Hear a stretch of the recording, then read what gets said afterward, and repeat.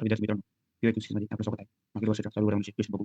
आशियाई क्रीडा स्पर्धा 2023 विषयी योग्य विधान होता. विधान 1 या स्पर्धा चीनमधील हॉंगझौ या ठिकाणी भरण्यात आल्या. विधान 2 उद्घाटन प्रसंगी लवलीना बोरगोहान या नेमबाजाने भारताकडून ध्वजारोहकाची भूमिका बजावली. विधान 3 या स्पर्धा 28 सुवर्ण पदकासह भारताने 4थ्या स्थानी पटकावले. विधान 4 या स्पर्धा एकूण 107 पदके भारताला मिळाली. तर पर्याय ABC, ABD, BCD, ACD. विधान 1 हे बरोबर आहे. ही स्पर्धा चीनमधील जियांग्झाओ प्रांतातील होंगझाऊ हे झेनजियांग प्रांतातील चीनमधील ठिकाण आहे. ही स्पर्धा 23 सप्टेंबर ते 8 ऑक्टोबर 2023 पर्यंत झाली आणि अशाच क्रीडा स्पर्धा आवृत्ती 19वी आवृत्ती होती. त्यामुळे विधान हे बरोबर आहे. विधान बी उद्घाटन प्रसंगी लवलीना बोरगोहेन या नेमबाजाने भारताकडून ध्वजारोहकाची भूमिका बजावली. ही चुकीच आहे. लवलीना बोरगोहेन हे बॉक्सर आहे. तसेच हरमनप्रीत सिंग हे हॉकी या दोघांनी या ध्वजारोहकाची भूमिका बजावली. विधान सी या स्पर्धेत 28 सुवर्ण पदकासह भारताने 4थे स्थान पटकावले.